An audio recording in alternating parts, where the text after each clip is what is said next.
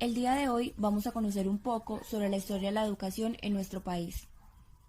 La Ley General de Educación 115 asume la concepción de currículo como el conjunto de criterios, principios, planes de estudio, programas, metodologías y procesos que contribuyen a la entidad cultural, nacional, regional, local, incluyendo también los recursos humanos, académicos y físicos para poner en práctica las políticas y llevar a cabo el proyecto educativo. Estos elementos básicos se agrupan en cuatro preguntas: ¿qué enseñar? ¿Cuándo enseñar? ¿Cómo enseñar? ¿Qué? ¿Cómo evaluar? Durante la colonia, la relación iglesia-estado era muy estrecha y estaba orientada por el Real Patronado de Indias. Este había descargado la educación de los criollos y de los hijos de los caciques indígenas totalmente en la iglesia. El plan de estudios de la escuela primaria tenía que ver con materias como enseñanza del español, lectura, escritura, religión, habilidades manuales y aritmética. Las escuelas para los niños criollos eran privadas. Por otra parte, las escuelas estatales eran gratuitas y tenían una durabilidad de 3 años. Cabe destacar que el objetivo fundamental de la educación era cristianizar a la población, pues el estudio de la religión se dividía en clases de catecismo e historia sagrada. En poblaciones como Santa Fe de Bogotá había una escuela por cada barrio. En ciudades como Cartagena, Pamplona, Tunja, Medellín, Buga, Pasto y Popayán, la cobertura era superior al 50%. Algunos colegios como el San Bartolomé, después de la independencia de 1896, le impidieron al currículo un contenido más científico y moderno, que incluía el estudio de otras lenguas como el latín, el francés y el inglés, porque en esa época vinieron a nuestro país muchos sacerdotes y misioneros cristianos de origen francés, italiano e inglés. En 1870 se da una reforma educativa que pregona la libertad de enseñanza que coincidía con la abolición de la esclavitud y el proceso de industrialización del país. En 1868 se crea la Universidad Nacional de Bogotá, se decreta la educación primaria pública, se amplía la cobertura de escuelas rurales, se asume la pedagogía prestalociana, se originan por primera vez los restaurantes escolares, se fundan bibliotecas públicas populares, se crean escuelas de artes y oficios, se habla por primera vez de la formación integral física, intelectual y moral del niño. Se pasa a dirigir las escuelas normales a través de los 9 pedagogos alemanes contratados y se establecen 20 escuelas normales en Colombia. Todo este proceso se cae en 1876, con la guerra civil a causa de la diferencia de criterios entre los laicos y los religiosos, que llevó a la salida de los profesores alemanes. Entre 1899 y 1903, con la Guerra de los Mil Días y la separación de Panamá, la educación se ve afectada. Los niños y los jóvenes desertan de la escuela para ir a la guerra. En Antioquia, algunas familias empezaron con la creación de pequeñas empresas orientadas a la producción de material para la explotación de mina, entre otros. Con esto, los planes de estudio fueron reduciendo espacio a la religión y se incrementaron las artes y los oficios. En zonas rurales, el plan de estudio era diferente entre los hombres y las mujeres. Esta diferencia se debía al énfasis que se tenía en las labores agrícolas y los oficios domésticos. La mayoría de las mujeres no terminaban su educación y solo las hijas de los pudientes podían tener estudios secundarios. Sin desconocer el carácter social que tiene la educación y su importancia a lo largo de nuestra historia, para el caso de Colombia es súper importante notificar que anécdotas de nuestra patria nos llevan a pensar que efectivamente gran parte de lo que se ha impartido como educación viene de la iglesia. No obstante, cada uno de estos tiempos marcados por turbulencias en términos políticos y sociales, la Iglesia hizo un fuerte aporte a la educación a través de la influencia de las congregaciones religiosas que llegaron en el siglo XIX desde Europa. Entonces, obviamente, a pesar de que empezaron a fundar escuelas de élite, era necesario ver ese importante aporte que hacen en algunos escenarios se va sumando a lo que el gobierno ha necesitado ir metiendo para no dejar de alguna manera que se permeara por un solo lado la educación.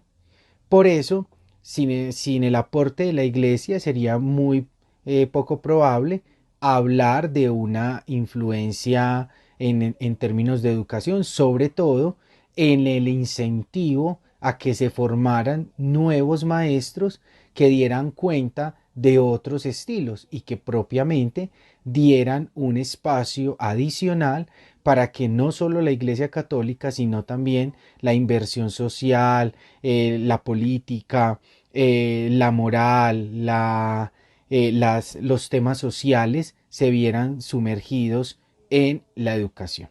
Entonces, a pesar de que había un estilo muy propio de Europa, pues nos hemos visto sumergidos en que esos oficios que en su momento se enseñaron dieran oportunidad para la mejora en términos de cultura, en términos de higiene, lengua materna, dibujo, canto. Sí, pero también dieran provecho para que otros maestros, otras formas de pensamiento se fueran inculcando. Jóvenes, el currículo ha cambiado a través del tiempo, con muchas características diferentes, entre las cuales veíamos o evidenciábamos la desigualdad de género, frente a que la mujer no era incluida con los mismos contenidos como el hombre. Y en su pedagogía también tenía demasiadas diferencias, ya que antes de 1929 al niño en su proceso de aprendizaje se le enseñaba de forma memorística y con el exceso de disciplina, la cual tanto criticó y atacó el señor de Crowley, y plantea una pedagogía en tres etapas de Crowley, cuáles eran la observación por el niño de la realidad y su entorno, la asociación entre estas observaciones y la teoría, y la expresión tanto oral como escrita o manual de conocimientos adquiridos a partir de las dos primeras etapas.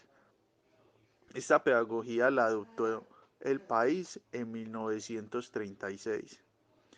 Posterior a esto, llega Francisca Radke, quien impulsó el Instituto Pedagógico Femenino, donde se formaron con el respeto a la cultura alemana y europea. Este se considera el único instituto que dio educación superior, tanto intelectual como científica, a las mujeres colombianas. Ahora bien, llegaron múltiples reformas que se realizaron en 1927, 1931, 1932 y 1936, que no significaron un cambio notorio en el currículo tradicional, pues este aún estaba muy ligado a la iglesia. Pero sí hubieron eventos importantes en la educación, como lo fue en 1932 el cambio generacional de maestros, de viejos, por los nuevos formados en método de escuela nueva, que suponía una mejora cualitativa en la educación, la cual no fue así.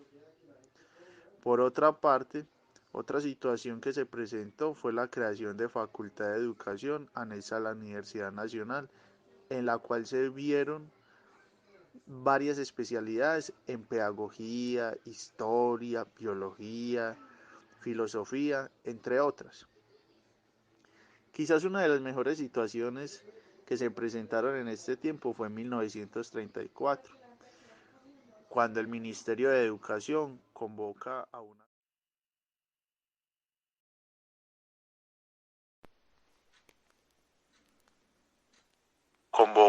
una conferencia nacional donde expone la importancia de fortalecer la educación en temas de salud, el analfabetismo, la protección a la infancia y la creación de una escuela primaria nacional renovada, única, gratuita, obligatoria, democrática y humanizadora, siguiendo claros ejemplos como lo fueron México y Perú, quienes crearon sus escuelas con sus características culturales.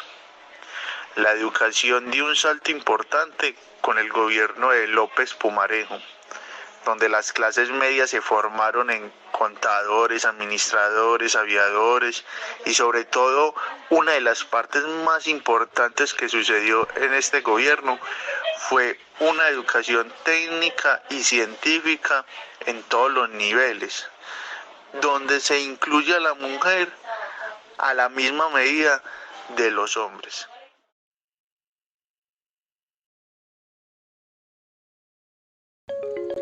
Pero hay que entender que antes de que todo eso sucediera se tenía el pensamiento de que la educación rural no era tan necesaria, ya que según algunos no están aptos para esa educación. Algo que sí me pareció muy particular es que el currículo casi no cambió, solo se hicieron algunas adaptaciones donde se les enseñaba a los estudiantes la higiene, la moral, los trabajos, la religión y la historia. Con Agustín Nieto, como director de la institución nacional, se enseña una educación de lo micro a lo macro. Es decir, primero se enseña la vida familiar, luego la vida del barrio y por último sobre Colombia. Pero también se empiezan a usar las excursiones y visitas a diferentes lugares para la comprensión de la sociedad, de la historia, de la religión y algunos más.